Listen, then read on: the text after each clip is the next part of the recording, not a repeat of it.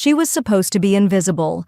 Amber Rogers, 23 years old, art history genius turned waitress, had one job at Il Palazzo: serve the wine, clear the plates, and disappear. But tonight, in the restaurant's most exclusive private suite, Fabiano Pinto, New York's most feared mafia boss, is about to sign a $150 million contract to reclaim his family's ancestral Sicilian estates. The document looks perfect. The experts swear it's authentic. The ink is right, the age is right, the seal is right. Except it isn't. And Amber, standing in the shadows with a water pitcher and a photographic memory for Renaissance iconography, has exactly one chance to do the impossible: speak 6 words in Sicilian that will stop a catastrophic fraud, expose a deadly conspiracy, and reveal that the invisible waitress in the corner knows more about his heritage than his own historians. November Rain in Manhattan was theatrical, the kind that made the city look like it belonged in a film noir. On East 57th Street, where Bentleys idled at red lights and doormen wore white gloves year-round, Il Palazzo rose 5 stories of limestone and old-world power. To call it a restaurant was technically accurate but spiritually insufficient. Il Palazzo was where oligarchs brokered deals, where senators made backroom agreements, where conversations that never appeared in official records happened over $400 bottles of wine. The dress code wasn't posted, because if you had to ask, you didn't belong. And moving through this temple of power every evening, carrying trays and wearing a uniform that might as well have been camouflage, was Amber Rogers.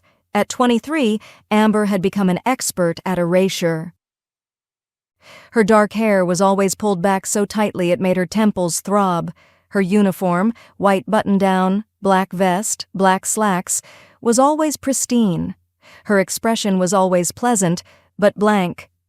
She moved through the dining room like water, filling gaps, anticipating needs, never drawing attention. She was invisible by necessity, because if anyone looked too closely, they might recognize her.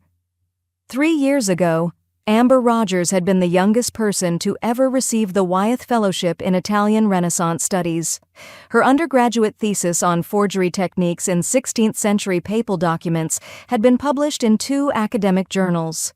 She'd been offered research positions at the Met, the Frick, and the Getty. Then her mother got sick. Pancreatic cancer, stage 4. Dr. Elena Rogers didn't believe in 6-month prognoses. She believed in experimental treatments that cost $40,000 a month and weren't covered by insurance. Amber had made a choice. The fellowships paid $35,000 a year. Il Palazzo's servers made that in 3 months, so she'd disappeared, ghosted her academic advisors, stopped answering emails from Christie's and Sotheby's, put her degrees in a drawer and put on an apron instead. That was 3 years ago. Her mother was still alive, stubbornly, expensively alive, and Amber was still invisible. Until tonight. Rogers, Mr. Benedetti, the restaurant's general manager, had the kind of voice that could curdle hollandaise. Private suite, 3rd floor, 7 o'clock. Fabiano Pinto does not tolerate mistakes. The name meant nothing to Amber, which meant she'd been successfully invisible for 3 years. Kitchen staff knew better. The sous chef had crossed himself when he heard. At 6:45 p.m., Amber presented herself at the 3rd floor security checkpoint. A man built like a concrete wall scanned her with a metal detector, checked her ID, and gestured her through without a word. The private suite was breathtaking. Coffered ceilings, silk wallpaper, windows overlooking the city like a kingdom.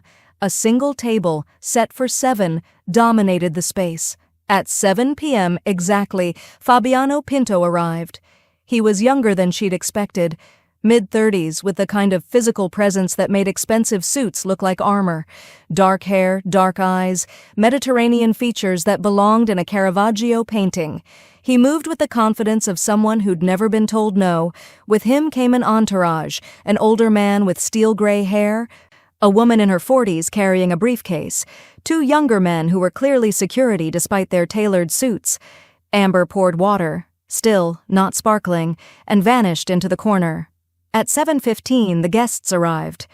Richard Sterling, American, 50s, expensive suit, smile like a predator.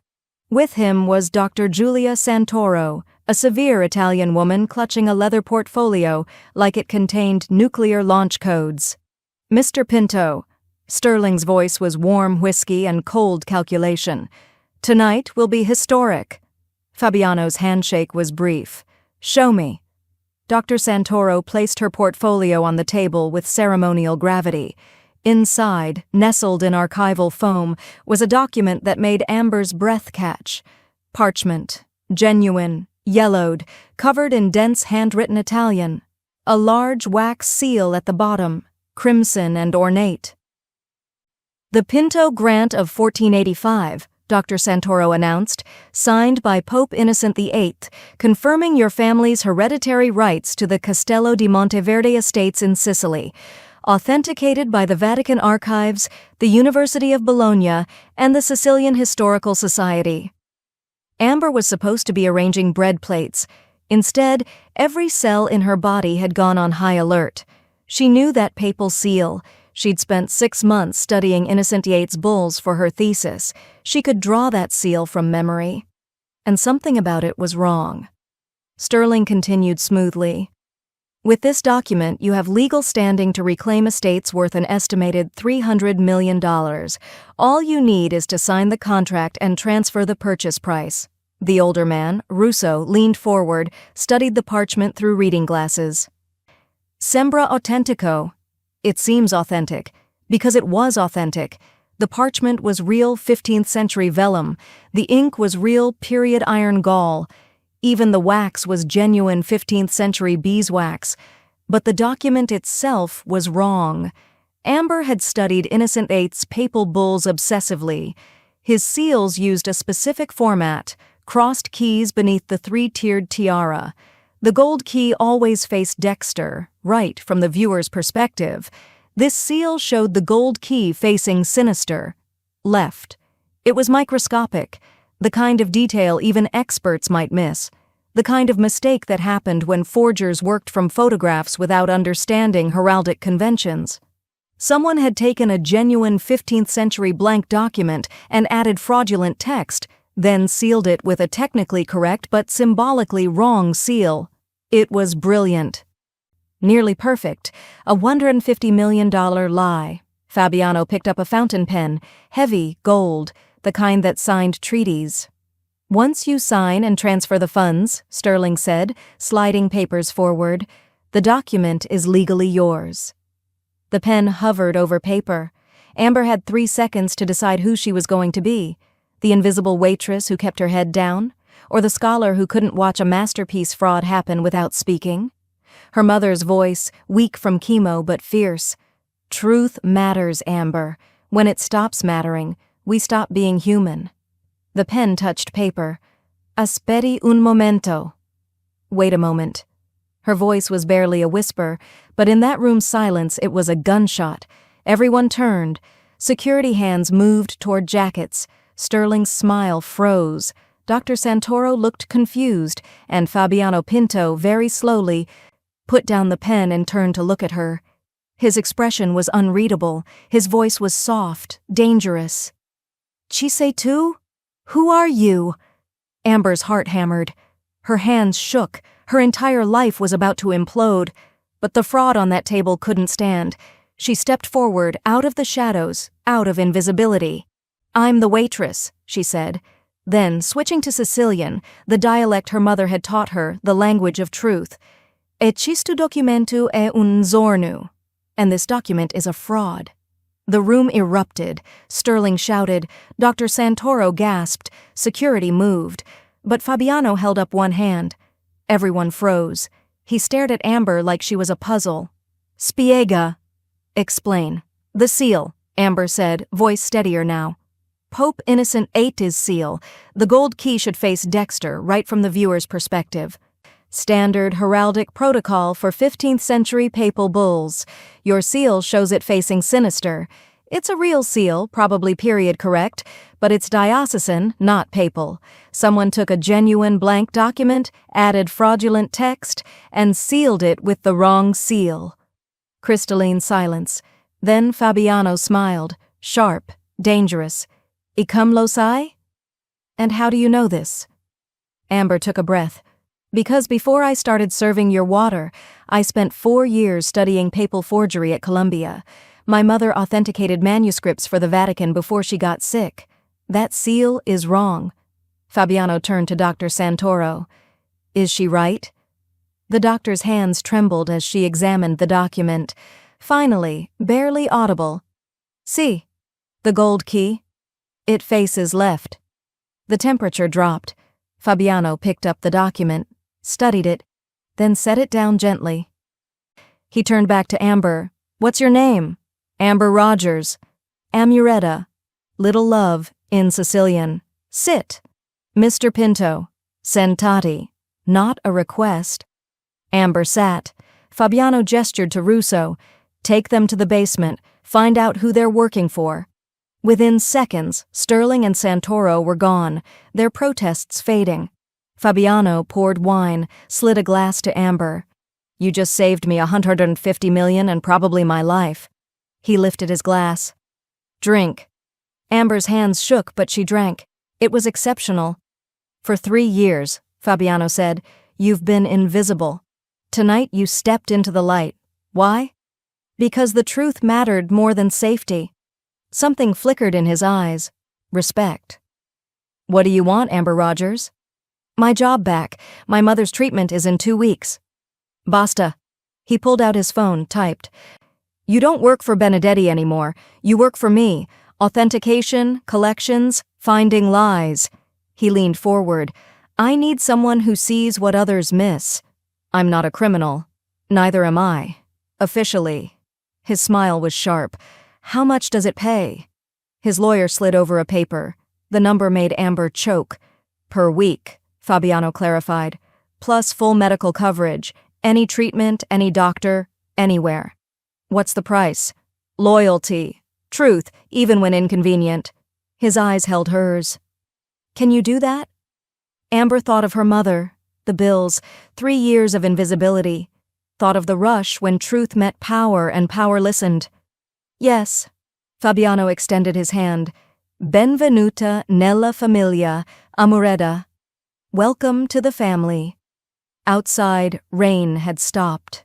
The city glittered, and Amber Rogers, invisible for 3 years, was finally, terrifyingly, gloriously seen.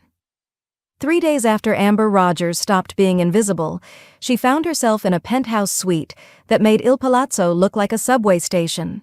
Fabiano's office occupied the entire 42nd floor of a building in Tribeca that officially belonged to a shell corporation registered in Delaware. The windows offered a view of Manhattan that looked like a particularly ambitious CGI rendering, all glittering towers and impossibly clean streets.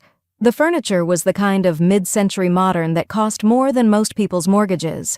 Everything was cream and chrome and cold perfection, except for the conference room, which looked like a bunker had married a museum. The walls were lined with climate-controlled glass cases displaying artifacts that probably shouldn't exist outside of the Uffizi. A Bellini sketch, what looked suspiciously like a lost Titian study, a Byzantine icon that Amber was fairly certain had been listed as missing since 1943. She didn't ask. That was Rule 1 of her new employment. Don't ask where things come from. The table itself was a slab of black walnut that could have doubled as a landing strip, surrounded by 12 leather chairs that probably cost more than her Columbia tuition. At the head sat Fabiano, dressed in a charcoal suit that made him look like he'd stepped out of a Renaissance portrait titled Portrait of Power Personified. Around him, Russo, the consigliere, looking like everyone's dangerous uncle, Elena, the lawyer, with her tablet and her expression of permanent calculation, 2 bodyguards whose names Amber didn't know and suspected she wasn't supposed to ask, and Marco, a translator who spoke 6 languages and had the energy of a particularly nervous rabbit. And then there was Amber, sitting 3 seats down from Fabiano, wearing a dove-gray dress that Elena had somehow acquired in her exact size within 18 hours, trying very hard to look like she belonged in a room where the coffee service probably cost more than her mother's monthly medications. Who even buys castles on a Tuesday? she thought, watching Fabiano review documents with the focused intensity of a surgeon approaching a particularly complicated operation. And why does he look like he's about to negotiate a treaty instead of, committing what is technically several flavors of fraud? They're late, Russo growled, checking a watch that looked vintage enough to be historically significant. They're making an entrance, Fabiano replied without looking up from his papers. His voice was calm, almost bored. Sterling thinks theater is the same as credibility. Sterling. The name made Amber's stomach tighten. Richard Sterling, the broker who'd tried to sell Fabiano the fake papal bull. Fabiano had let him go after 12 hours of conversation in what Russo euphemistically called the basement interview room. Sterling had apparently provided extremely detailed information about his suppliers in exchange for keeping all his fingers. Now, somehow, Sterling was back with a new deal, a better deal. A $200 million opportunity that will change everything, according to the breathless email Elena had shown Amber that morning. Fool me once, shame on you. Fool me twice, and I'm apparently Fabiano Pinto, Amber thought. Then immediately felt guilty. She was being paid an obscene amount of money specifically to make sure he didn't get fooled twice. At precisely 2:01 p.m., the elevator chimed. The bodyguards tensed. Fabiano didn't even look up. Richard Sterling entered like he was arriving at his own coronation, all expensive cologne and capped teeth. With him was a new expert, not Dr. Santoro, who Amber suspected had been strongly encouraged to retire from the authentication business. This was Professor Edmund Ashford, 70-something, Oxford credentials, the kind of academic gravitas that came with 3 decades of published papers and a CBE from the Queen. Behind them rolled a security case the size of a small coffin.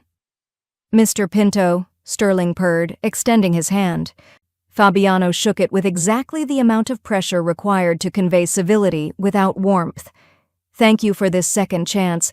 I assure you, after our misunderstanding, I've been extraordinarily careful. Show me, Fabiano said. Professor Ashford cleared his throat with the authority of someone who'd spent his life lecturing to people who were required to listen. Mr. Pinto, what I'm about to present represents perhaps the most significant historical document related to your family to surface in a century. Oh good, Amber thought. We're starting with hyperbole. That's always a great sign. With theatrical precision, Ashford unlocked the case. Inside, cushioned on burgundy velvet, lay a manuscript that made Amber's breath catch despite her cynicism. It was a bound codex, maybe 30 pages. The vellum yellowed to the color of aged cream, the binding cracked leather that had seen centuries. The cover bore an embossed seal, a crowned lion holding a sword, surrounded by text in elaborate Gothic script. The Pinto Codex, Ashford announced, compiled in 1478 by the Sicilian notary Giovanni di Messina, documenting 3 generations of land grants, marriage alliances, and papal dispensations granted to the Pinto family. This is not simply a deed. This is a genealogical and legal record that establishes your family's legitimate claim to the Duchy of Altavilla, including the fortress of Castello Nero and approximately 40,000 acres of Sicilian territory. Amber was refilling water glasses, moving with the practiced invisibility she'd honed over 3 years, but her eyes were locked on the manuscript. It was beautiful. The calligraphy was exquisite, real 15th century work. She could tell from the rhythm of the script, the way certain letters connected. The vellum was genuine, properly aged, with the subtle texture that only centuries could create. But something was wrong. The provenance, Sterling interjected smoothly, is impeccable. Recovered from the private library of the Marquis of Palermo, whose family served as custodians of Sicilian noble records for 4 centuries. Professor Ashford has spent 8 months on authentication. Ashford nodded with the gravity of Moses presenting the tablets. The carbon dating places the vellum between 1465 and 1485. The ink is period-appropriate iron gall compound. The binding technique matches documented 15th century Sicilian bookmaking practices. I have molecular analysis, spectroscopic data. and comparative paleographic studies. Who needs a castle this badly? Amber wondered, watching Fabiano's face remain perfectly composed while Sterling quoted a price that had 8 figures. Wait, 40,000 acres in Sicily. That's not a castle. That's a small country with really good pasta. Russo was examining the codex now, turning pages with white-gloved hands. His expression showed grudging admiration. The script is Sicilian court style, late Quattrocento. Precisely. Ashford beamed. Note the distinctive. Amber's hand froze mid-pour. The inscription on the seal, the text surrounding the crowned lion. She'd been reading it subconsciously while trying to look like she wasn't paying attention. Sigil viem familiae de Pinto DVCE Altavillae. Seal of the Pinto family, Duke of Altavilla. It was in Latin. Clean, formal, textbook Latin. And it was completely wrong. In 15th century Sicily, especially in official seals and documents related to noble families, the language wasn't pure Latin. It was a hybrid, Latin structure with Sicilian vernacular insertions, reflecting the unique cultural blend of Norman, Arab, and Italian influences that defined Sicilian nobility. A real seal from 1478 would have included Sicilian linguistic markers. It would have used DI instead of DE, would have incorporated Sicilian spelling conventions, would have shown the linguistic fingerprints of the island's complex cultural identity. This seal was written in the kind of Latin a forger would use if they'd learned it from a textbook instead of from studying actual 15th century Sicilian documents. It was a tiny thing, microscopic. The kind of detail that someone like Professor Ashford, for all his credentials and his molecular analysis, might miss if he'd spent his career studying English and Italian documents, but not specifically Sicilian ones. Amber's heart started hammering. Her hand trembled slightly as she set down the water pitcher. "Don't say anything," the rational part of her brain screamed. "You've been employed for 3 days. Sterling is already suspicious of you after the Papal Bull incident. If you're wrong, you look like an idiot. If you're right, you're going to humiliate an Oxford professor and blow up a $200 million deal." Fabiano was reaching for his pen. Sterling was sliding the contract forward, his smile growing wider. "The seal is wrong," Amber's expertise insisted. "The Latin is too formal. It's a forgery." But she was 3 days into a job that paid for her mother's treatments, 3 days into not being invisible, 3 days into having a purpose beyond surviving. If you're wrong, you lose everything. Fabiano uncapped the pen. The sound seemed impossibly loud. If you're right and stay silent, you're not the scholar your mother raised. You're just another person who let a lie survive because the truth was inconvenient. The pen touched paper. Amber's mouth opened, and the room held its breath, waiting for the invisible girl to speak. "Non è vero, è falso." It wasn't true, it was fake. The words left Amber's mouth before her brain could stop them. 5 words in Italian that detonated in the conference room like a flashbang grenade. Time didn't slow. It stopped. Sterling's smile froze mid-expansion. Professor Ashford's hand, reaching to point out some detail in the manuscript, hung suspended in midair. Russo's eyes snapped to Amber with the intensity of a sniper acquiring a target. The bodyguards' hands moved toward their jackets in synchronized motion that would have been beautiful if it weren't terrifying. And Fabiano simply stopped. The pen, millimeters from paper, held perfectly still. He didn't turn around, didn't move, just stopped. The silence was so complete, Amber could hear her own heartbeat thundering in her ears. Could hear the faint hum of the climate control system. Could hear Sterling's breath catch like a man who'd just watched a grenade roll under his chair. Oh, God, Amber thought, her entire body flooding with ice-cold adrenaline. Oh, God, what did I just do? Then Fabiano spoke. His voice was soft, the kind of soft that made grown men confess to crimes they didn't commit. "Chi ha parlato?" Who spoke? Nobody moved, nobody breathed. Amber's legs had turned to water. Her hands were shaking so badly she had to grip the water pitcher to keep from dropping it. Every instinct screamed at her to stay quiet. to let someone else take the blame, to disappear back into invisibility where it was safe. But she'd already jumped. Might as well enjoy the fall. "I did," she said, her voice embarrassingly unsteady. "Sir." Fabiano turned in his chair, slowly, deliberately, with the mechanical precision of a gun turret tracking a target. His eyes found hers across the table, and Amber felt like she was being examined under a microscope, or possibly through a rifle scope. "Ripeti, repeat." I said. Amber swallowed, her throat suddenly desert dry. "I said it's not true. It's fake." The room exploded. Sterling lunged forward, his polished veneer cracking like cheap paint. "This is outrageous. Mr. Pinto, this girl is clearly—" "Silencio." Fabiano's voice cut through the noise like a blade through silk. Everyone shut up instantly. His eyes never left Amber's face. "Spiega."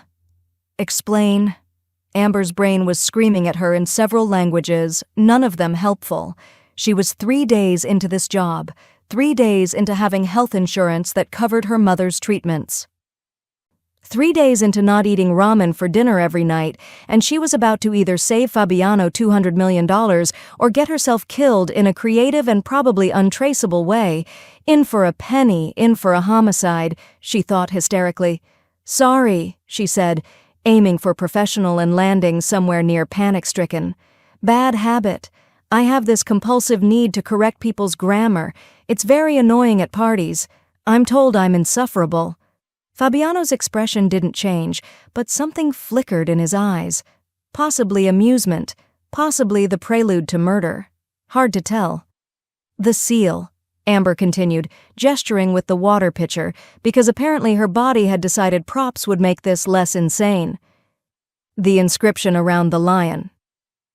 It's in Latin." Professor Ashford drew himself up with the offended dignity of academia under attack. "Of course it's in Latin. All noble seals of the period were written in Sicilian Latin hybrid," Amber interrupted, which was either brave or suicidal. "Not formal Latin. Sicily in the 15th century was a cultural melting pot.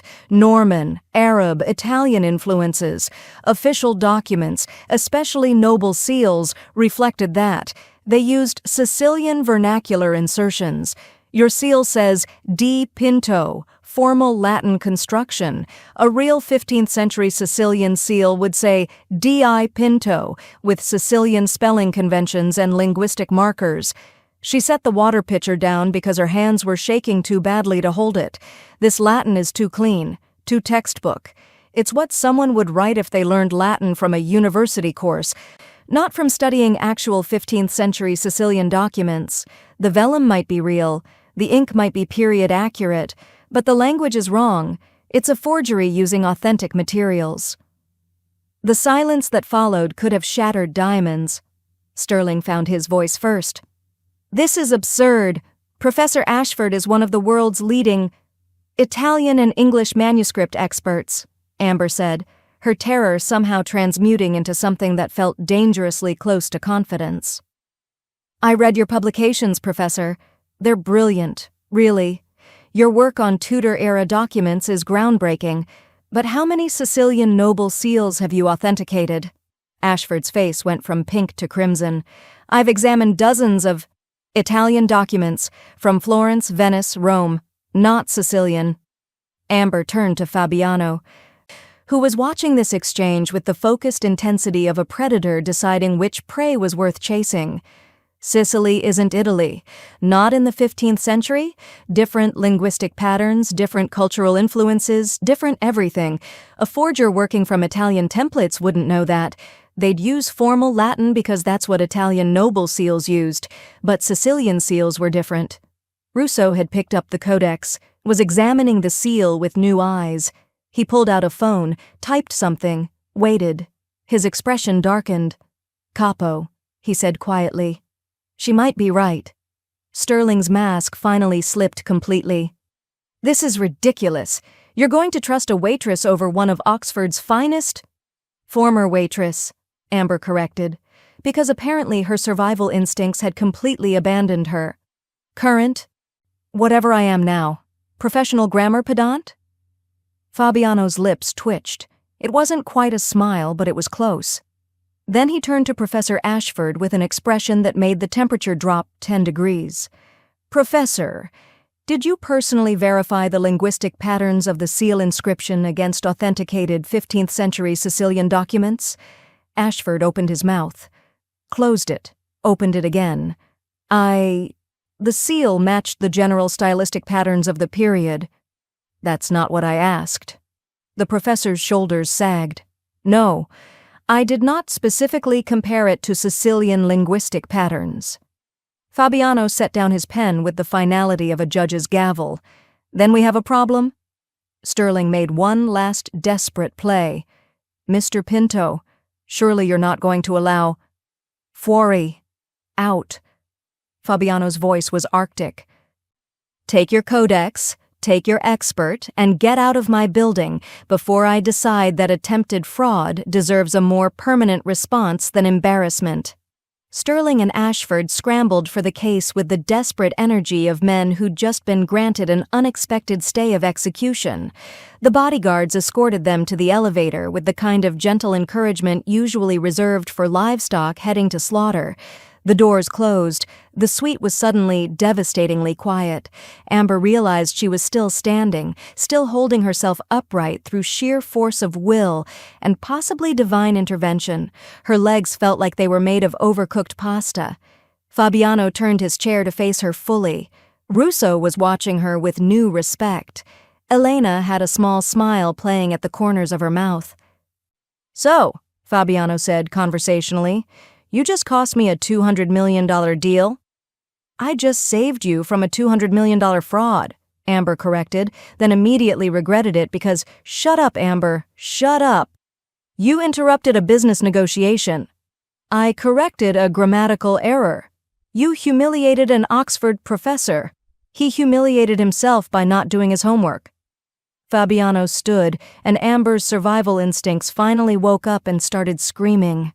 He walked toward her with the casual grace of someone who'd never had to hurry because obstacles tended to remove themselves from his path.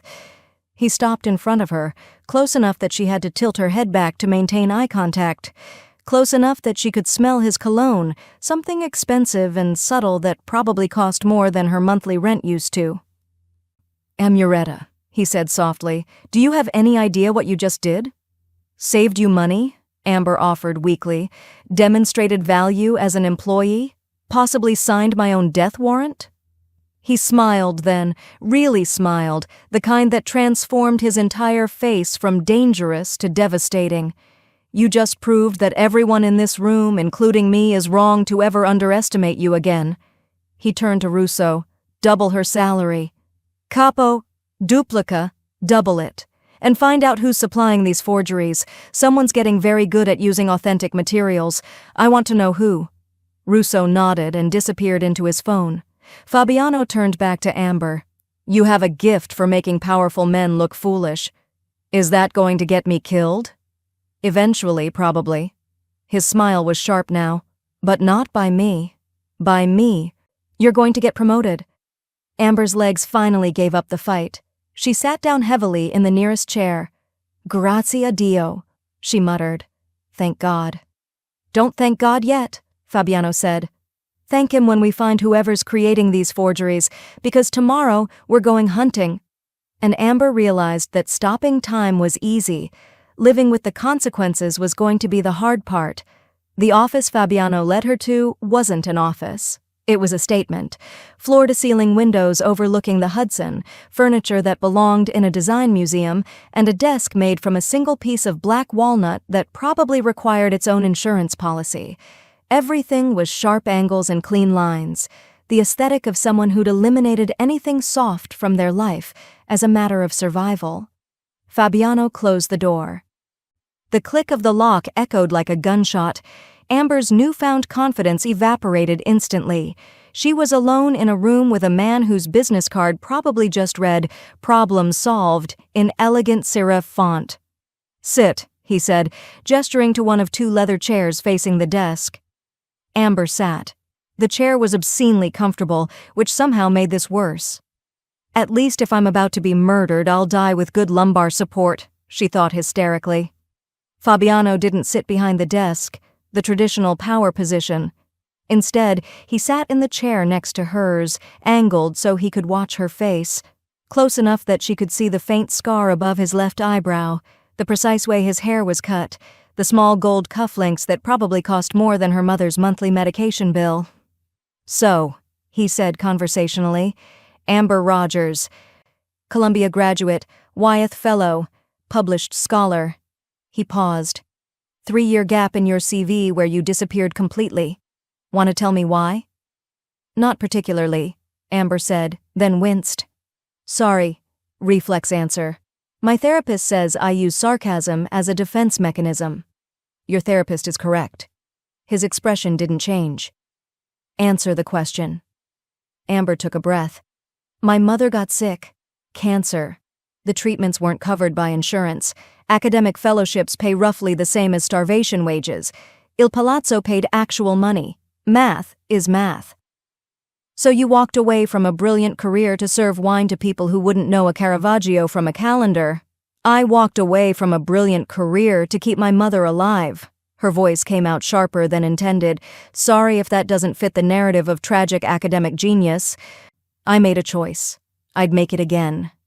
Something shifted in his expression, not quite respect, but recognition. Like he understood choices made between impossible options.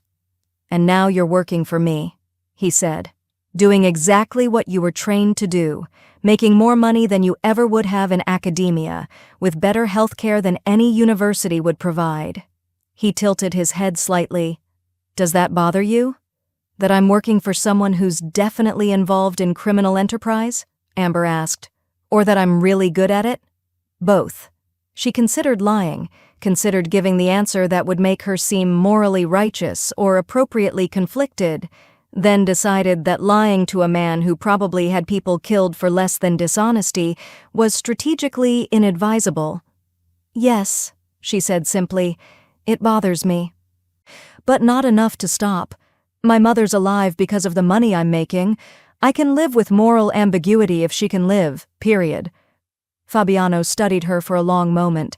Then he stood, walked to a cabinet, and pulled out a leather portfolio. He returned, opened it, and placed a document in front of her. It was old, 15th century by the look of it. Parchment, faded ink, elaborate seal. The text was in medieval Italian with Latin phrases interwoven. Read it, he said. Amber leaned forward, her scholar's brain engaging automatically. The script was challenging, abbreviated Latin mixed with vernacular Italian, the kind of hybrid that took years to learn to parse correctly.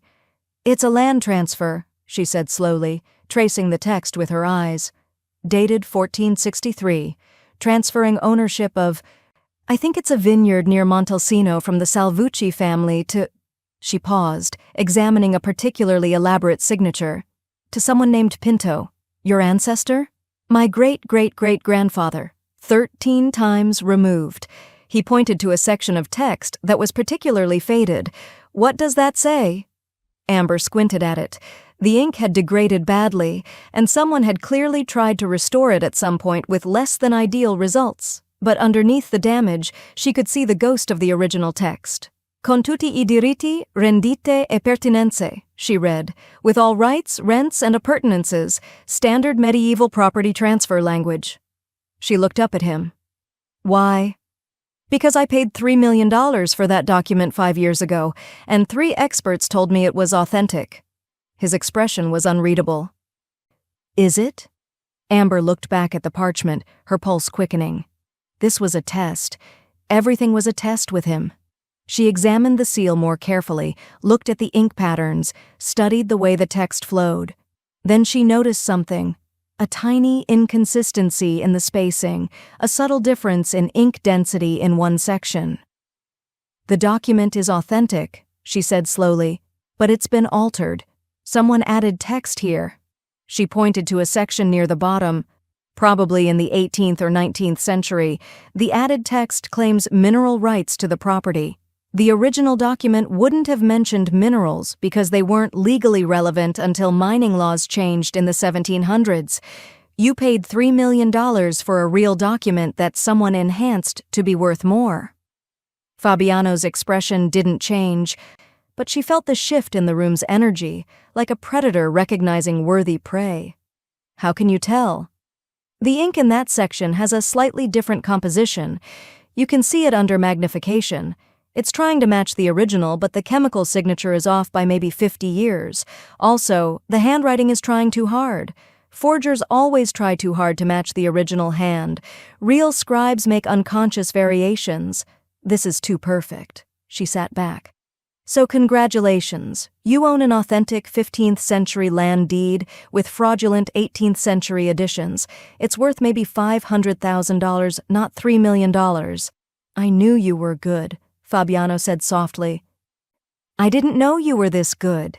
Is this the part where you ask for a refund?" "This is the part where I realize everyone who's ever sold me historical documents is about to have a very bad week." He smiled, and it wasn't entirely friendly. "Starting tomorrow, you're reviewing every acquisition I've made in the last decade. That sounds like months of work." "It is." "Do I get hazard pay?"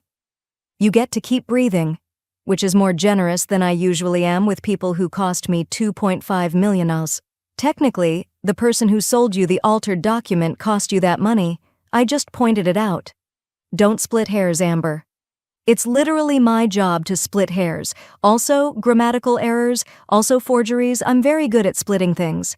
For the first time, he actually laughed, a genuine sound that transformed his entire face from dangerous to almost human. "You're either the bravest woman in New York or the most self-destructive. I'm academically thorough with suicidal honesty. It's a specific personality type." The moment hung between them, sharp and electric, the kind of tension that could tip either into violence or something equally dangerous. His eyes held hers, and Amber felt her breath catch. This was more than respect. This was recognition. Two people who understood that truth had a cost and paid it anyway. The door burst open. Russo stood in the doorway, phone in hand, expression grim. "Capo, spariti. They've vanished." Fabiano's face went cold. "Sterling and Ashford?" "Both. We had men following them. They got in a car at 23rd Street. 3 blocks later, the car was empty." "Professional extraction." "They knew we'd come for them," Fabiano said quietly. "Worse." Russo looked at Amber, then back to Fabiano. "The codex they left behind? We had forensics look at it. The vellum is real, but there's a tracking device embedded in the binding. Someone wanted to know exactly where that document went." The temperature in the room dropped 10 degrees. "They weren't trying to scam me," Fabiano said slowly. "They were trying to place surveillance in my collection. Or confirm your location for—" The window behind Fabiano's desk suddenly sprouted a small red dot. It danced across the leather chair where he'd been sitting moments ago, searching. Then it found Amber's chest. Time stopped. Fabiano moved with inhuman speed, tackling Amber out of the chair as the window exploded in a shower of glass. The bullet passed through the space where her head had been a heartbeat earlier, burying itself in the wall with a sound like a hammer striking meat. They hit the floor hard, Fabiano covering her body with his, as 2 more shots punched through the windows, the distinctive crack thump of a suppressed rifle echoing across the water. "Jew!" Russo shouted, dropping behind the desk. "Sniper! Across the river! Building under construction!" Fabiano pulled Amber behind the desk, his body still shielding hers. She could feel his heart hammering, could smell gunpowder and expensive cologne, could hear him breathing in measured counts like he'd done this before. "You okay?" he asked, his voice steady despite the chaos. "Define okay," Amber managed, her voice shaking. "I'm not shot, but I'm also being shot at. So, mixed review?" He almost smiled. Then his phone buzzed. He checked it, and his expression went dark. "What?" Amber asked. He showed her the screen. A text from an unknown number. "The girl saw too much. Next time we won't miss." Amber stared at the message, her brilliant academic mind finally catching up to her current reality. Someone didn't want Fabiano to buy the forgeries. Someone wanted to know where he kept his collection, and someone had just tried to kill her to keep her quiet. "So," she said, her voice only shaking a little, "when you said this job came with hazard pay, this is what you meant, isn't it?" Fabiano's laugh was dark. "Welcome to the family business, Amuretta." Outside, sirens began to wail, and Amber Rogers realized that stopping a $200 million fraud was easy. Surviving the people who'd created it was going to be significantly harder. The thing about being shot at, Amber discovered, was that it was simultaneously exactly like the movies and nothing like them at all. In movies, bullets made elegant holes in windows, and people dove gracefully behind cover while delivering witty one-liners. In reality, the window didn't just break. It exploded in a shower of glass that sounded like 1,000 chandeliers shattering at once. The bullet didn't whistle. It made a sound like fabric ripping, followed by the meaty thunk of lead hitting plaster, and there was nothing graceful about the way Fabiano slammed her into the floor behind his desk, his body covering hers while her lungs forgot how to process oxygen. "Stai giù! Stay down!" Russo's voice cut through the chaos as another window disintegrated. He was already moving. Pulling a gun from somewhere. When did he get a gun? And barking orders into his phone in rapid-fire Italian. The bodyguards materialized like dangerous ghosts, weapons drawn, moving with the kind of coordinated precision that came from military training and probable war crimes. One was on the phone. "Edificio in costruzione, lato fiume, tiratore scelto, building under construction, Riverside, sniper." The other was at the window, staying low, eyes scanning the waterfront with professional intensity. And Amber was on the floor under a Mafia boss, her cheek pressed against Italian marble that probably cost more per square foot than most people's cars, her brain simultaneously screaming, "You're going to die, and this floor is surprisingly comfortable." "How many shots?" Fabiano's voice was calm, terrifyingly calm, like being shot at was a minor scheduling inconvenience. "3 confirmed," one of the bodyguards replied. "Calibro pesante. Professionale. Heavy caliber. Professional. Can you return fire?" "Troppo distante. 500 metri, forse più." "Too far. 500 meters, maybe more." Another shot punched through what remained of the windows, close enough that Amber felt the displaced air kiss her hair. She made a sound that was probably supposed to be a scream, but came out as more of a wheeze. "Breathe," Fabiano said quietly, his mouth near her ear. "Slow breaths. In through your nose. You're okay." "I'm being shot at," Amber gasped. "That's the literal opposite of okay. That's the dictionary definition of not okay. If you look up not okay in the thesaurus, there's probably a picture of this exact moment. You're babbling. It's a coping mechanism. Some people pray, I provide running commentary. Despite everything, the bullets, the chaos, the very real possibility of death by sniper, she heard him laugh. Quiet, brief, but genuine. "Capo," Russo called. "We need to move. Building's not secure. If there's one shooter, there could be more. Ground floor now. The elevators are death traps. Service stairs. Adesso. Now." Fabiano pulled Amber to her feet, keeping low, his hand gripping her arm with enough force to bruise. "Stay behind me. Do exactly what I say, understand? Is 'please don't let me die' an acceptable response? Andiamo. Let's go." They moved in a tight formation, bodyguards front and back, Russo at point, Fabiano keeping Amber in the center like she was a particularly valuable package. They hit the service stairs at a run, their footsteps echoing in the concrete stairwell. 3 floors down, Russo's phone buzzed. He answered, listened, his expression darkening. "Merda, they've got the lobby covered. 2 men, possibly 3. Professional setup." "The kitchen exit?" Fabiano asked. "Loading dock connects to the restaurant next door. Vietnamese place. Kitchen should be active.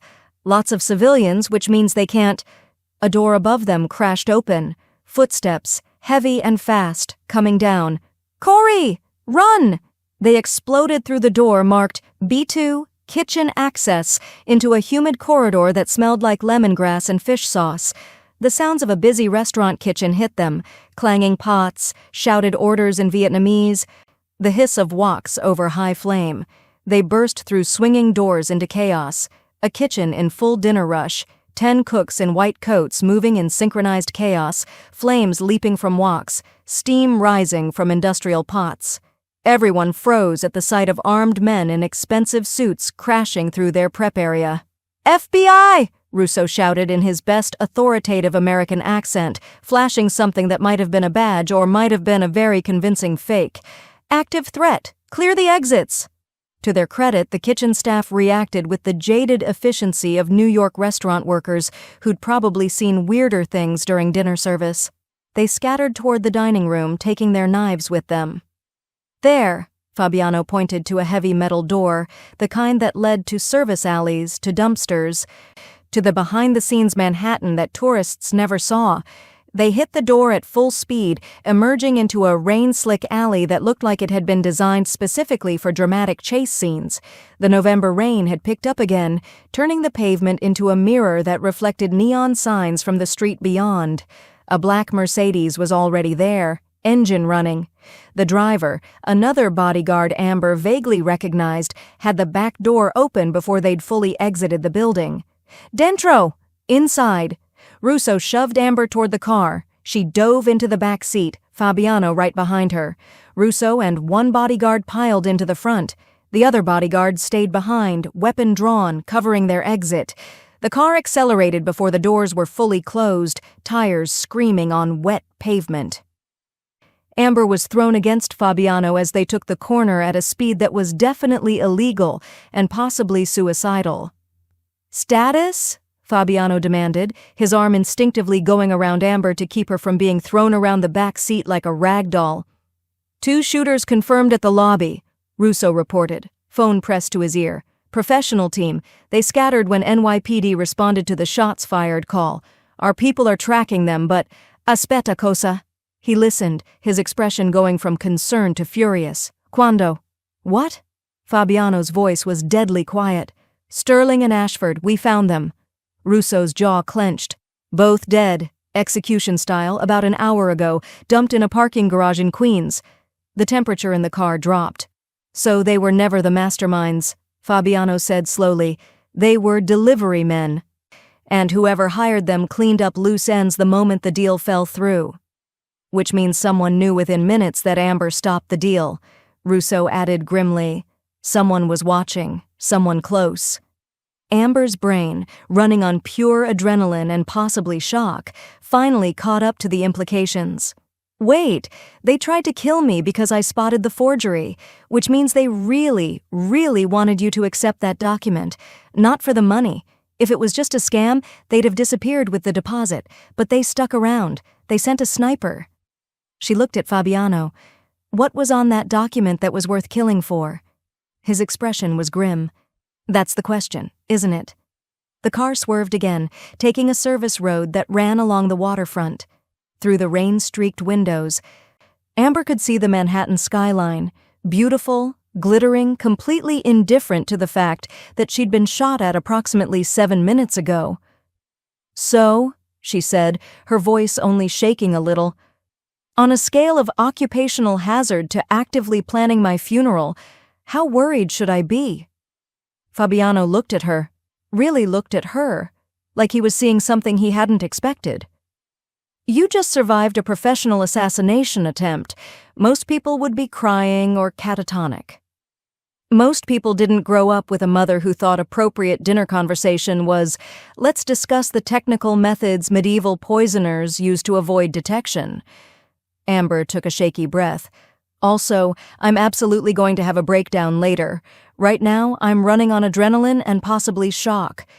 Ask me again in an hour when my brain remembers how to feel things. Despite everything, he smiled. You're remarkable.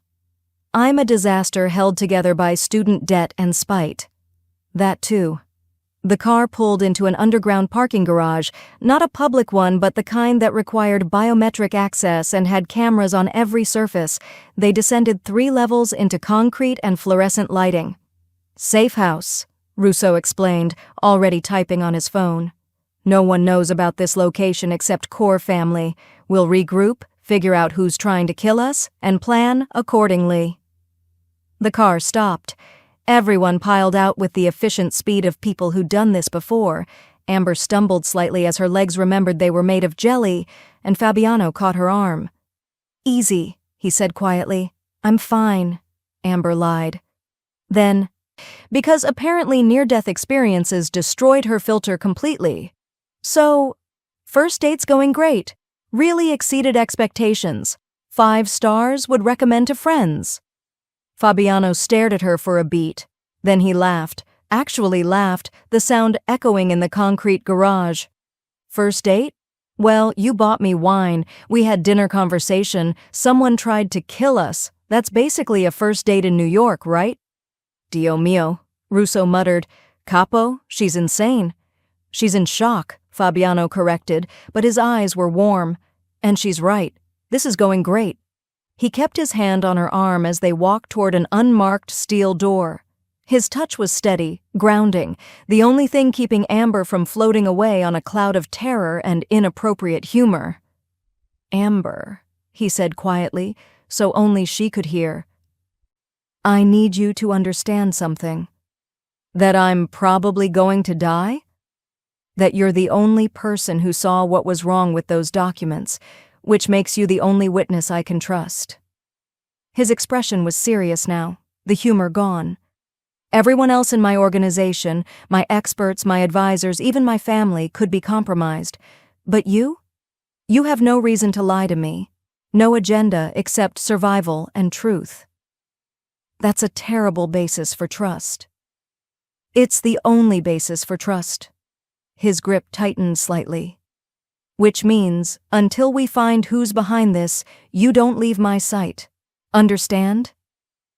Amber should have been terrified, should have demanded to be taken home, to be released from this insane job, to be allowed to return to her safe, invisible life.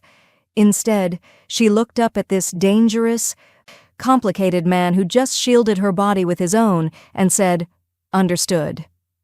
The steel door opened onto a stairwell leading down, deeper into the earth, deeper into his world, and Amber Rogers, scholar and former waitress, followed Fabiano Pinto into the dark, because the truth was worth protecting, even if it killed her.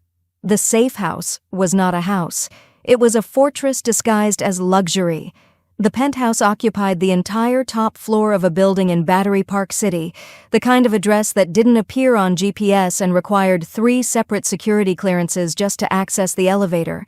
The apartment itself looked like it had been designed by someone who'd watched too many spy movies and had unlimited budget to make their fantasies reality.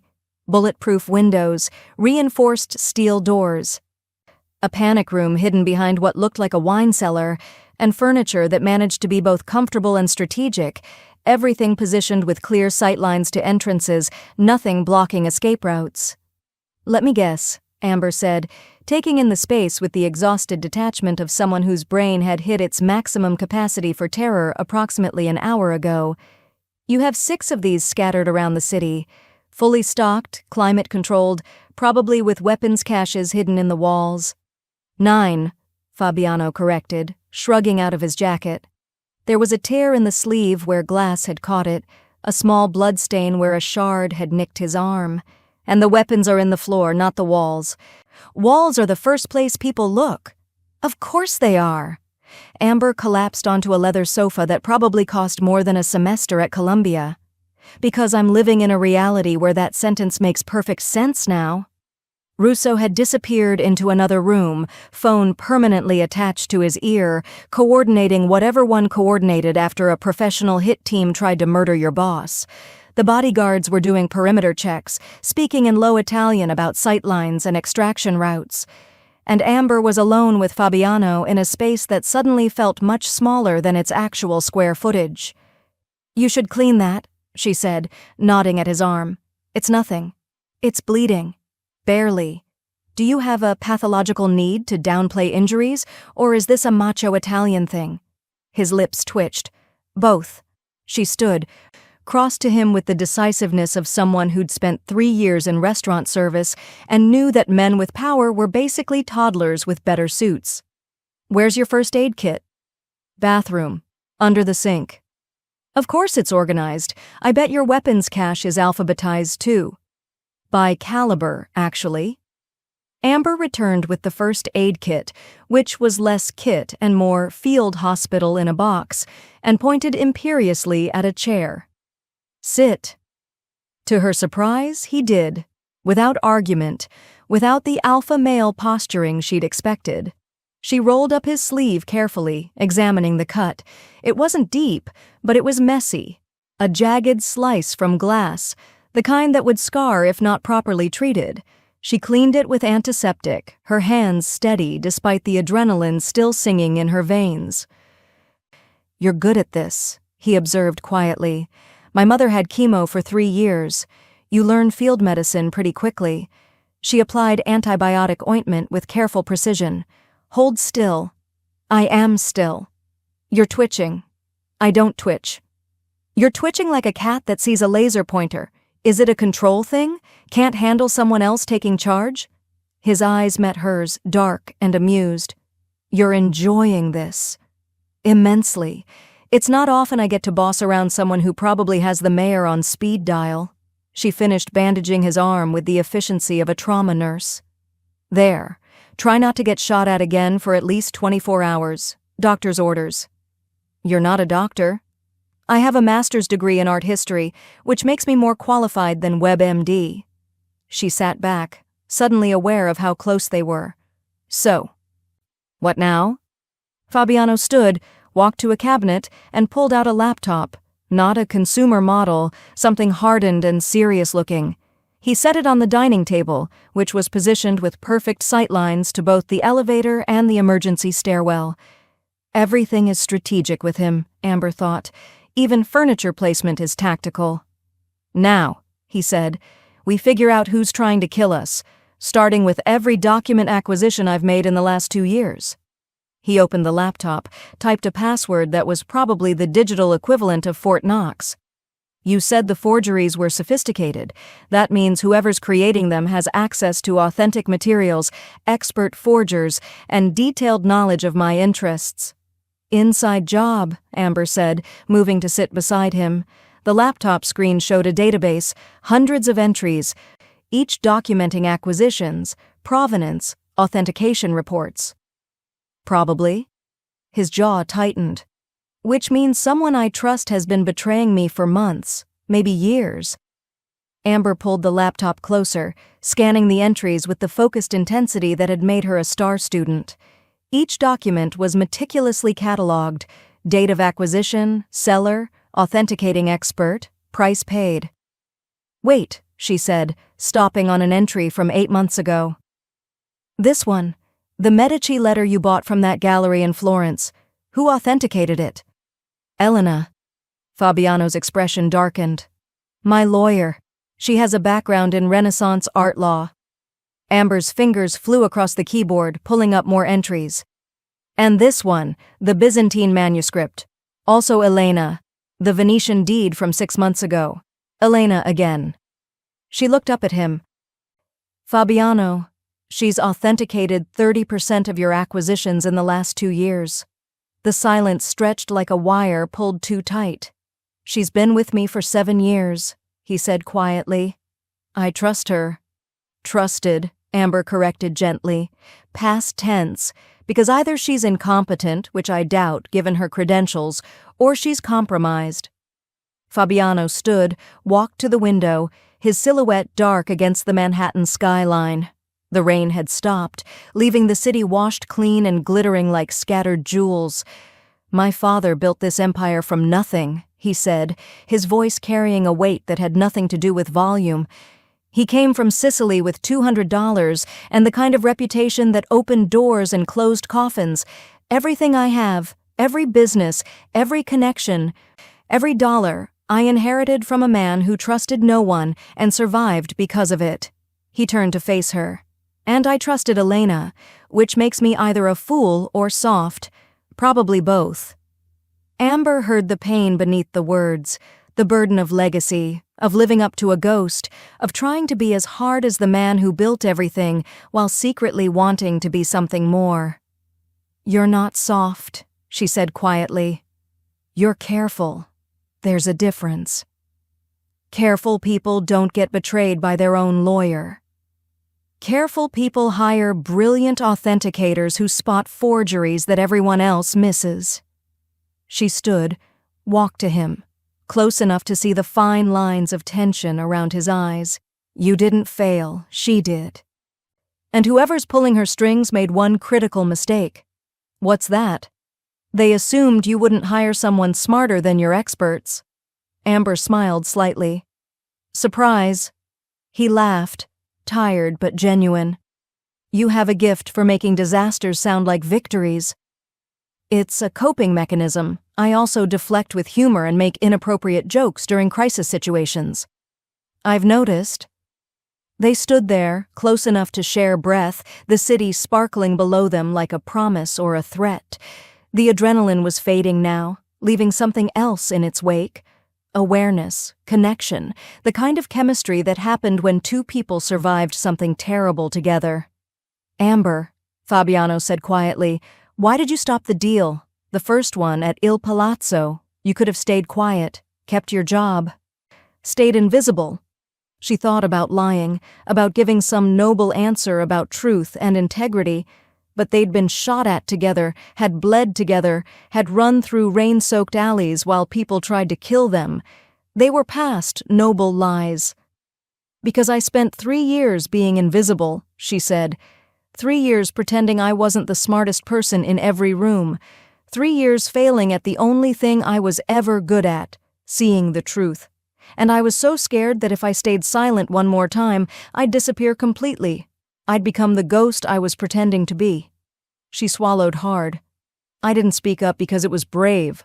I spoke up because staying silent was a kind of death." His hand came up, cupped her face with surprising gentleness. "You're terrified. Constantly. But you do it anyway. What choice do I have?" "Amuretta," he said softly, the Sicilian endearment that meant little love, little light. "You have every choice. You could run, disappear, go back to being invisible." His thumb brushed her cheekbone. "But you won't." "How do you know?" "Because you're like me." His voice was rough now, intimate. "You'd rather die visible than live as a ghost." The moment stretched between them, electric, dangerous, inevitable. His hand was still on her face. Her heart was hammering. The space between them had become measurably smaller, though neither remembered moving. "This is a terrible idea," Amber whispered. "Probably the worst I've had all week. We're in a safe house because people are trying to kill us. Makes it worse or better. Depending on perspective. I work for you. This violates approximately 12 HR policies." "I don't have HR." "That's not the defense you think it is." He smiled, slow, devastating, the expression of a man who knew exactly what he was doing and was doing it anyway. "Tell me to stop." She should. She absolutely should. This was insane, unprofessional, dangerous in ways that had nothing to do with snipers and everything to do with the way her entire body had decided that oxygen was optional. The explosion shook the building like a giant had kicked it. The windows rattled, the lights flickered. Somewhere below them, car alarms started screaming in harmony with the sudden wail of fire alarms. Fabiano's entire demeanor changed in a heartbeat, from intimate to tactical, from almost lover to protector. He pulled Amber behind him, his body once again serving as her shield. Russo burst through the door, gun drawn. "Capo! Parking garage! Vehicle bomb! 3 floors down!" "Casualties?" "Our people are checking, but—" Russo's expression was grim. "Capo, they found us. They found the safe house." Amber's blood turned to ice. Because safe houses were supposed to be secret, known only to core family, which meant, "Inside job confirmed," Fabiano said, his voice deadly quiet. "Someone told them where we were." His jaw clenched. How many people knew this location? 7, Russo said. "You, me, the bodyguards." He paused.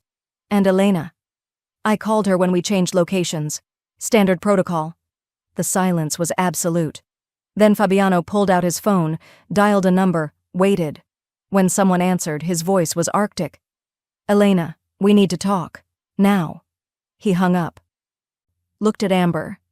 The warmth from moments ago was gone, replaced by the cold calculation of a man who'd just confirmed his worst suspicions. Get your things, he said quietly. We're leaving. Where are we going? His smile was sharp and absolutely terrifying. To have a conversation with my lawyer about the cost of betrayal. And Amber realized that trust, once broken, didn't just hurt. In Fabiano's world, it was lethal. They didn't make it to Elena. Elena came to them. The second safe house was in Red Hook, Brooklyn, an industrial loft that had been converted into what Amber could only describe as minimalist panic room chic. Exposed brick, steel beams, and enough surveillance equipment to make the NSA jealous. They'd been there for exactly 43 minutes when the power cut, not flickered, cut. The kind of sudden, complete darkness that was never an accident. Merda, Russo hissed, already moving. Backup generator should kick in. It didn't. They cut the gas line, Fabiano said quietly, his voice carrying that preternatural calm that Amber was beginning to recognize as his combat mode. Professional crew, they planned this. How many? Amber asked, proud that her voice only shook a little. Unknown. But they wouldn't cut power unless they had numbers. He pulled a gun from somewhere. When did he get that? And pressed it into her hands. Safety's here. Point and shoot. Aim center mass. Don't hesitate. I've never shot a gun in my life. Congratulations. Tonight you learn. He moved toward the windows, staying low. Russo? Exits? Front door's the kill zone. Fire escape on the east side, but they'll expect that. Service stairs to the roof. Glass shattered. Not from bullets this time, but from something being thrown. A bottle, trailing flame, tumbling through the darkness like a falling star. Molotov cocktail, Amber's brain supplied helpfully. Because apparently we're in a war zone now, the bottle hit the floor, exploded into flame. The industrial loft, with its exposed wood and vintage furniture, began to burn with enthusiastic efficiency. Roof, adesso, Fabiano shouted. They ran for the service stairs, but the door burst open before they reached it. 3 men, not dressed in suits, but in tactical gear, faces covered, weapons that looked military-grade, poured through. The bodyguards returned fire. The sound in the enclosed space was deafening, apocalyptic. Amber's ears rang. Her hands shook. The gun Fabiano had given her felt like it weighed 1,000 pounds. One of the bodyguards went down. Not dead, she could see him moving, but bleeding, definitely bleeding. Russo was screaming orders.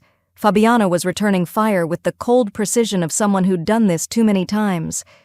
And Amber saw the wine rack.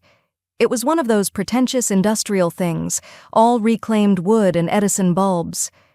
Filled with bottles that probably cost hundreds of dollars each, bottles filled with alcohol that burned. Her mother's voice, crystal clear. Eleanor of Aquitaine defended her castle with burning oil and sheer audacity. Sometimes, Amber, the best weapon is the one nobody expects. Cover me, she shouted, not knowing if anyone could hear her over the gunfire. She ran for the wine rack, grabbed 3 bottles, heavy Bordeaux, the expensive kind, and sprinted toward where the fire was spreading. She broke 1 bottle against the floor, soaked her scarf in it, set it alight from the already burning flames. Improvised Molotov cocktail. Thank you, misspent youth reading about medieval siege warfare. She hurled it toward the doorway where the attackers were advancing. It shattered, spread flame, forced them back with shouts of surprise. Amber! Fabiano's voice, somewhere between horrified and impressed. She made 2 more, threw them with the accuracy of someone who'd spent summers playing softball before academia consumed her life. More fire, more chaos, more time. East window! Russo shouted. Fire escape! They ran. Amber grabbed the wounded bodyguard's arm, helped him stumble toward the window. He was heavy, bleeding, muttering prayers in Italian. She was small, terrified, and running on pure adrenaline and apparently a talent for medieval warfare tactics. Fabiano shattered the window with his elbow, cleared the glass, started helping people through. Russo went first, weapon drawn, clearing the fire escape. The wounded bodyguard next, groaning in pain. Then Amber. Then the shot came from above, from the roof where someone had been waiting, patient and professional. The bullet caught Fabiano in the shoulder, spun him halfway around. He dropped his gun, staggered, caught himself against the window frame. Time did that thing again where it stopped meaning anything. Amber saw him fall, saw the blood, so much blood, dark and spreading across his white shirt, saw his face go pale, saw him try to stand and fail. The training kicked in. 3 years of watching her mother's nurses, of learning to stay calm when everything was falling apart, of being functional when the world ended. She grabbed him, dragged him with strength she didn't know she had, got him through the window onto the fire escape. The metal stairs rang with footsteps, attackers below, coming up. "Pressure," she said, her voice steady despite the terror. "I need to stop the bleeding." "Amber." "Shut up." "I'm concentrating." She stripped off his jacket, then his shirt, revealing the wound, through and through, high on the shoulder. Missed the artery, thank God, but bleeding badly. She pressed her scarf against it, hard. He hissed in pain. "Congratulations," she said, her humor a lifeline against the panic. "You're not dying on my shift. I refuse to have that on my resume. Former employer, deceased from poor life choices." Despite the pain, despite the blood, despite everything, he laughed, weak but genuine. "Dio mio, you're insane. I'm resourceful. There's a difference." She tied the scarf tight, makeshift pressure bandage. "Can you move?" "Do I have a choice?" "Not really, no." Russo was back, his face grim. "Cars 2 blocks away. We move now or we don't move at all." They moved. It was a blur after that. Stumbling down fire escapes, through alleys that smelled like garbage and rain, Fabiano leaning on her more than she thought he would, trusting her with his weight, with his life. The attackers behind them, sirens in the distance, the city turning from sanctuary to battlefield. They made it to the car, a different one this time, something nondescript and fast. Russo drove like he was auditioning for Formula One. Amber kept pressure on Fabiano's wound, her hands red with his blood, her mind eerily calm. "Where are we going?" she asked. "Red Hook Marine Terminal," Russo said grimly. "Old warehouse, one of the original family holdings." He glanced at Fabiano in the rearview mirror. "Capo, you good?" "Been better. Been worse." Fabiano's voice was strained but steady. He looked at Amber. "You threw Molotov cocktails. I was inspired. You saved Marco's life. I was helping. You're not what I expected. Is that a compliment or are you hallucinating from blood loss?" His smile was tired but real. "Both." The warehouse was exactly what it sounded like, massive, industrial, smelling of oil and old fish. Russo had called ahead. More of Fabiano's people were waiting, 6 men with guns and expressions that suggested they were done being polite about things. They carried Fabiano inside, laid him on a table that had probably seen worse things than emergency field medicine. Someone had brought a proper first aid kit, the military kind with sutures and antibiotics and painkillers that were definitely not over the counter. Amber cleaned the wound properly, stitched it with hands that barely shook, her years of watching her mother's medical procedures finally paying dividends she'd never wanted to use. "You're good at this," Fabiano said quietly, watching her work. "I'm motivated not to let you die." She tied off the last suture. "Also, you still owe me 3 months' salary and excellent health insurance. Can't collect if you're dead." Always thinking practically. Someone has to. Russo entered, phone in hand, his expression murderous. "Capo, we found Elena." "And?" "She's at her apartment, acting like nothing's wrong, but..." He pulled up something on his phone, showed Fabiano. We tracked the forgeries, the commission, the payments, everything. They all lead back to the same source. Amber leaned over to look. Bank transfers, encrypted messages, a trail of digital breadcrumbs that someone hadn't been careful enough to hide. And there, at the center of it all, was a name that made Fabiano's face go cold. Cristiano, he said quietly. The word was barely a whisper, but it carried the weight of betrayal and fury, and something that might have been grief. Your cousin? Russo asked, though it wasn't really a question. My cousin? Fabiano's jaw clenched. He commissioned the forgeries, used Elena to authenticate them, tried to place tracking devices in my collection, then tried to kill me when it failed. He looked up at Russo, and his eyes were empty of everything except cold purpose. How long? Best we can tell? 2 years. Maybe more. He's been positioning himself to take over, talking to the other families, making alliances, building support. Russo's voice was grim. Capo, he's been planning a coup. The silence in the warehouse was absolute. Where is he? Fabiano asked quietly. Elena gave him up. He's at the old Pinto estate in Staten Island, the one your father left you. Russo's expression was dark. He's making a statement. Thinks he already won. Fabiano stood, moving carefully around the fresh stitches. Amber wanted to tell him to sit down, to rest, that he'd been shot less than an hour ago. But she saw his face and knew that nothing she said would matter. Gather, everyone, Fabiano said quietly. Everyone we trust, everyone loyal to my father's memory. We end this tonight. Capo, stasera. Tonight. He tried to kill me. He tried to kill her. His eyes found Amber's, and she saw something in them that was both terrifying and protective. That ends now. Amber should have been scared, should have asked to be taken somewhere safe, to be removed from whatever was about to happen. Instead, she stood. I'm coming with you. Amber, you said I'm the only witness you trust. That means you need me there. She lifted her chin, channeling every ounce of stubborn determination that had gotten her through Colombia, through 3 years of service work, through bullets and fire.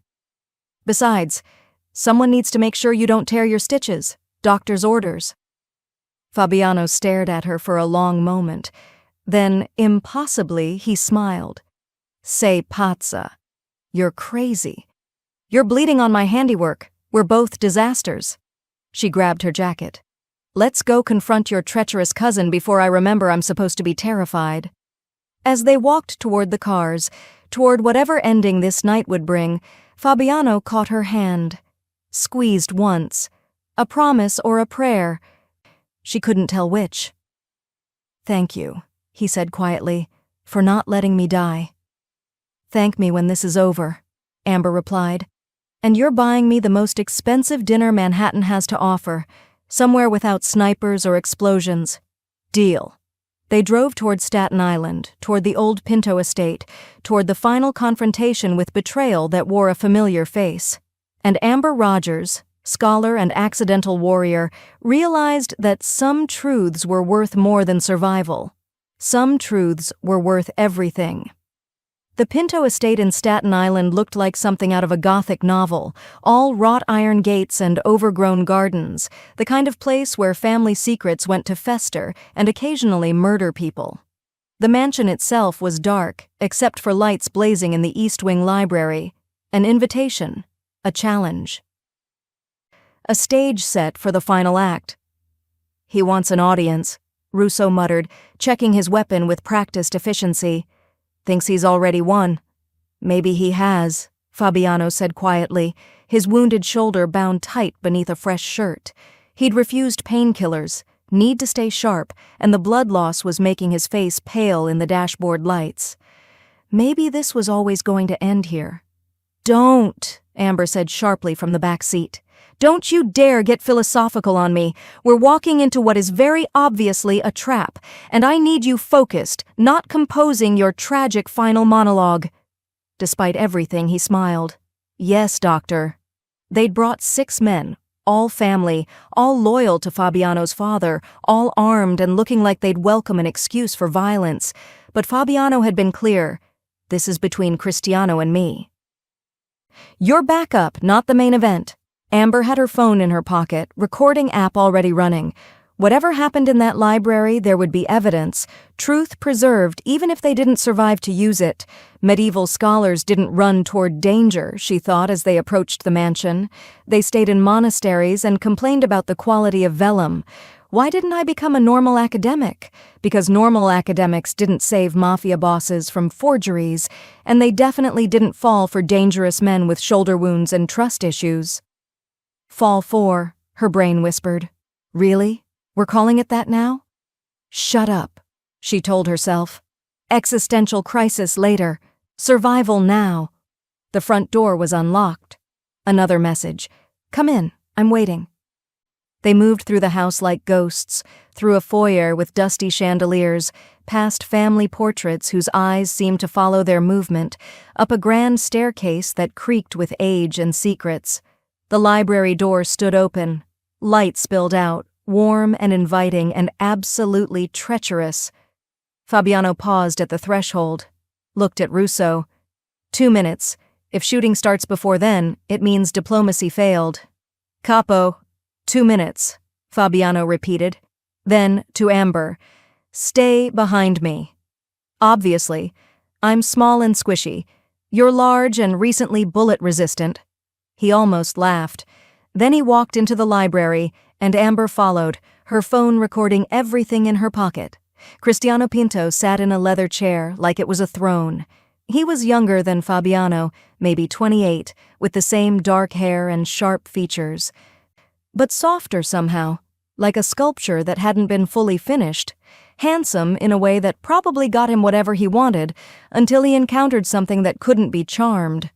He was also holding a gun, casually, like it was a glass of wine. Cugino, he said with a smile that didn't reach his eyes. Cousin. You look terrible. Someone shoot you? Someone tried.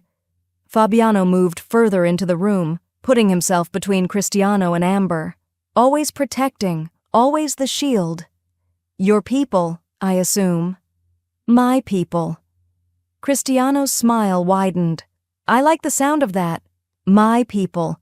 Like I'm building something, which I am, actually. I'm building what should have been mine from the beginning. Papa left me the business. Papa left you everything. The charm cracked, revealing rage beneath.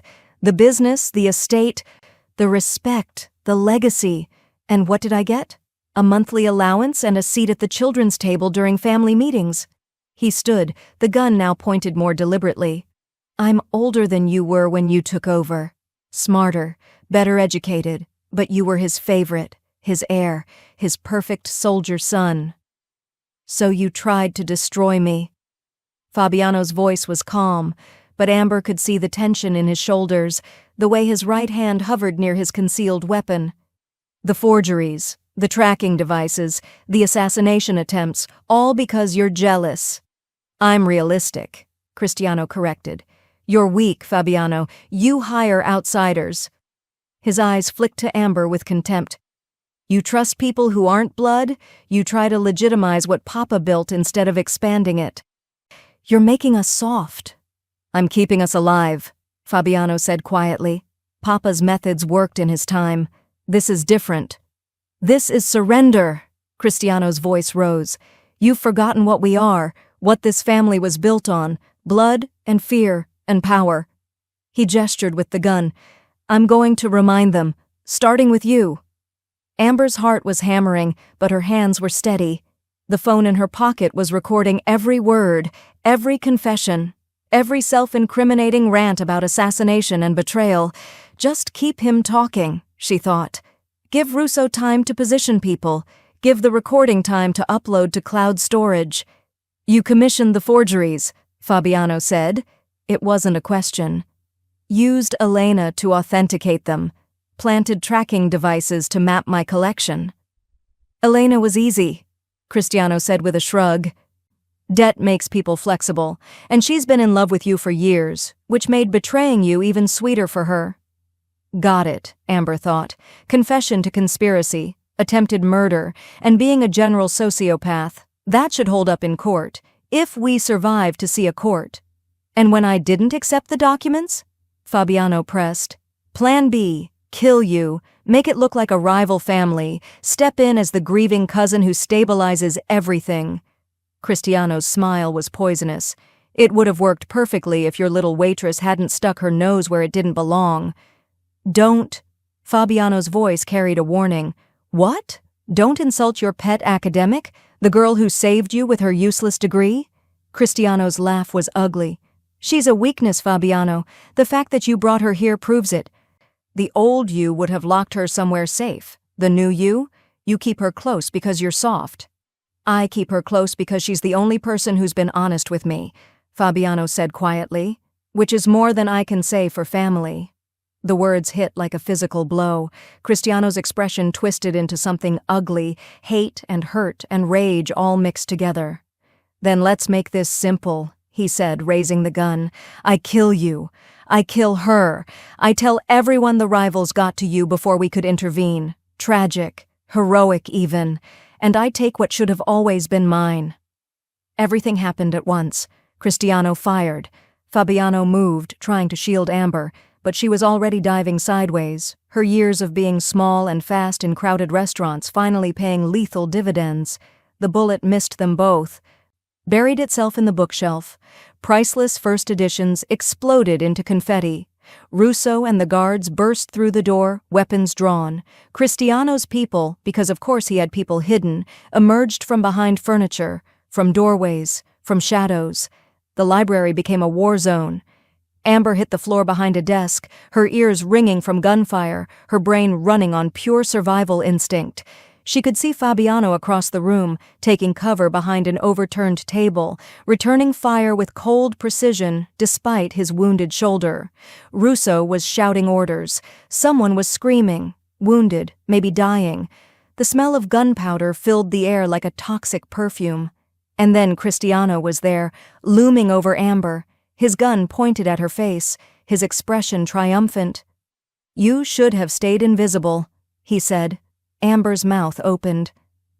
Her brain, running on terror and adrenaline and possibly divine intervention, switched languages. Tu si nucciardu, she said in perfect Sicilian. You're a coward. Nucciardu ca non sapi mancu como tradire bonu.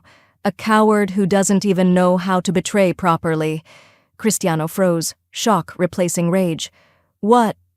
U menanu m'insegnò u siciliano, Amber continued, standing slowly, her hands raised but her voice steady. My grandfather taught me Sicilian. E mi disse che I traditori sono sempre I primi a morire. And he told me traitors are always the first to die.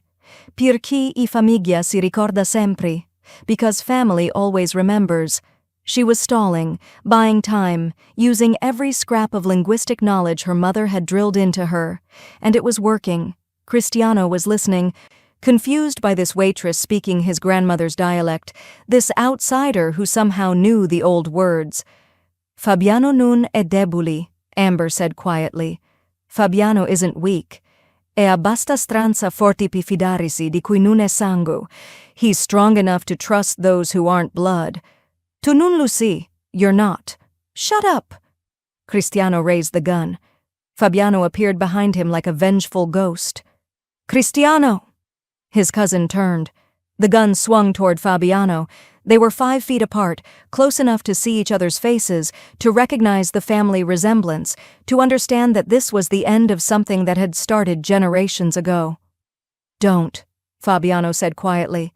Cugino, don't make me. Cristiano fired. Time did that crystalline thing where every second became hours. Amber saw the muzzle flash, saw Fabiano's body twist, saw him fall, saw blood, too much blood, always too much blood, spread across his chest. She screamed. Didn't remember starting, but sound was ripping from her throat as she launched herself at Cristiano with the fury of someone who'd spent 3 years being invisible and was done being silent.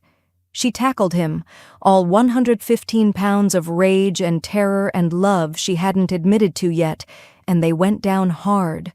The gun skittered away. Russo was there instantly, pulling her off, restraining Cristiano with efficient brutality. But Amber didn't care about Cristiano anymore. She crawled to Fabiano, her hands immediately finding the wound, high chest, bleeding badly, his breathing shallow and wrong. "No, no, no," she heard herself saying, pressure on the wound, her hands red again, everything red again. "You don't get to die. You promised me dinner, expensive dinner. You can't die before you pay your debts, that's just bad business." His eyes opened, found hers. He tried to smile and managed something that was half grimace, half genuine amusement. "You ruined my business meeting," he murmured, his voice thread-thin.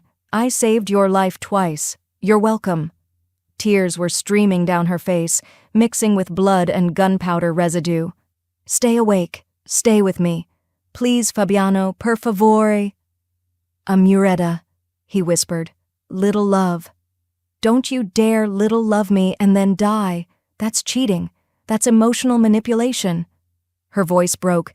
"You have to stay. I can't need you to know." His hand found hers, gripped with surprising strength. "You're not invisible. Never were. From the first moment.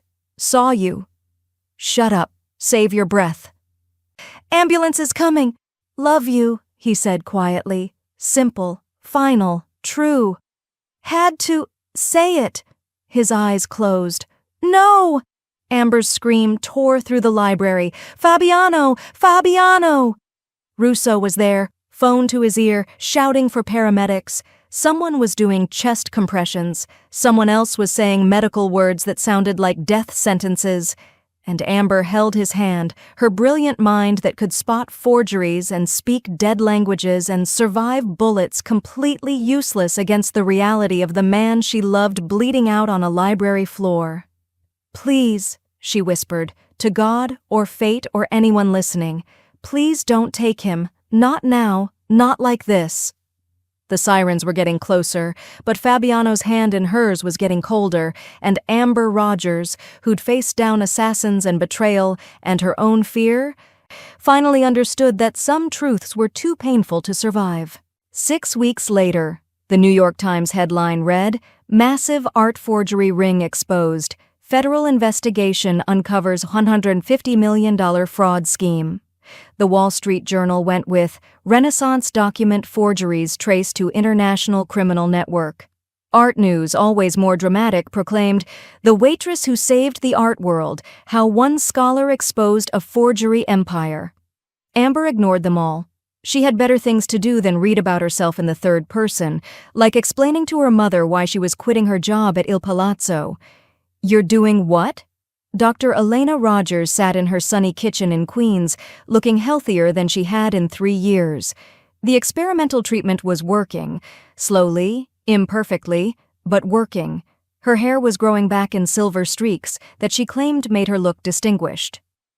"I'm taking a new position," Amber repeated, pouring them both tea with hands that no longer shook when she thought about bullets and blood.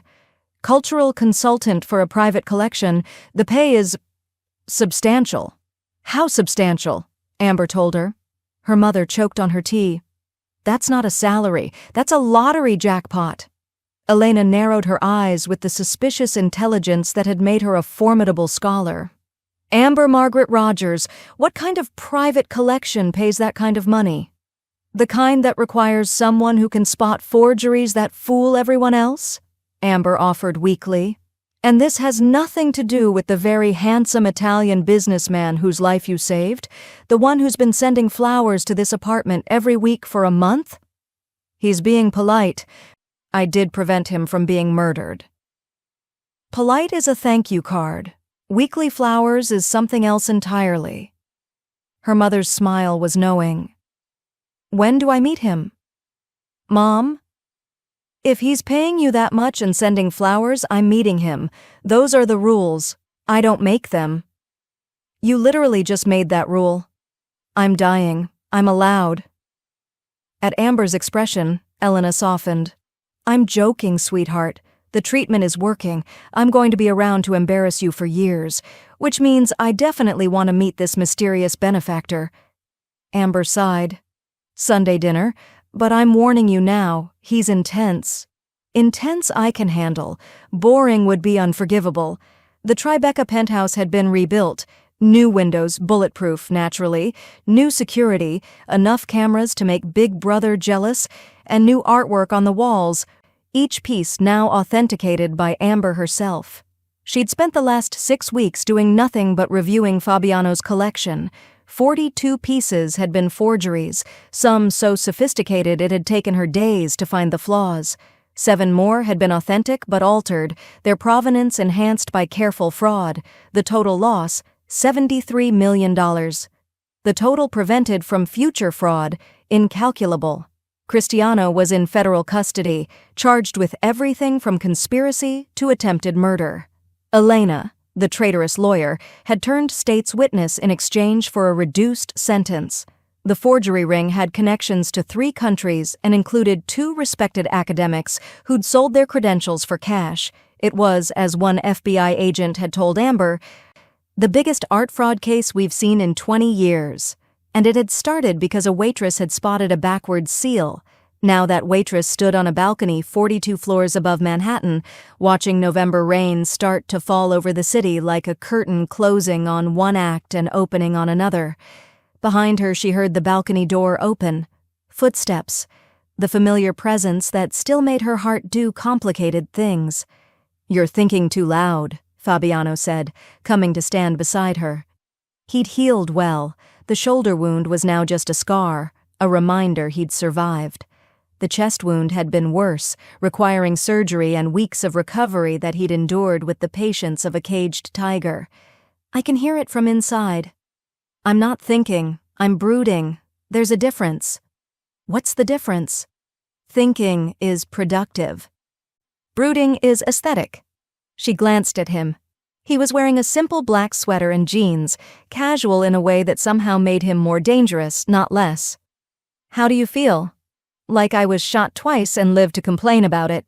He smiled. "Thanks to you. Thanks to modern medicine and your apparently superhuman constitution, I just kept you conscious with threats and sarcasm. Your bedside manner needs work." "I'm not a nurse. I'm a cultural consultant." She said the title with exaggerated importance.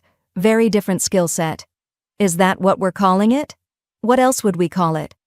He moved closer, close enough that she could smell his cologne, the expensive one that still made her slightly dizzy.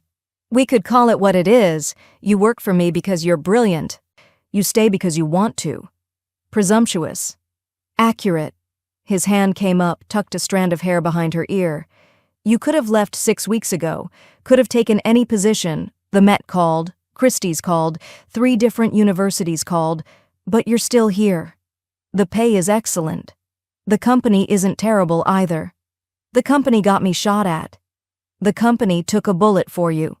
His expression was serious now, the humor fading into something deeper. "I meant what I said. In the library, before I passed out dramatically." Amber's heart was doing acrobatics. "You were bleeding out. People say things." "I meant it," he repeated firmly. "Every word. You're not invisible, Amber, you never were. From the moment you spoke up in that suite, from the moment you said this is fake when everyone else was lying." He took her hand, laced their fingers together.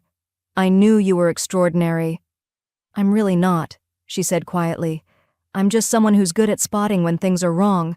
"You're someone who's brave enough to speak truth to power, even when it costs you everything."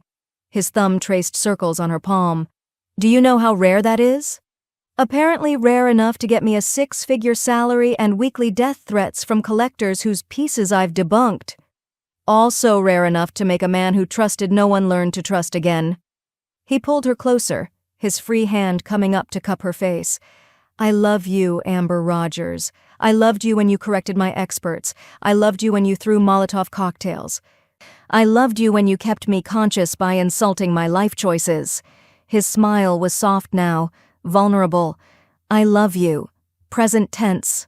Ongoing condition. No expiration date." The rain was falling harder now, turning the city into a watercolor painting.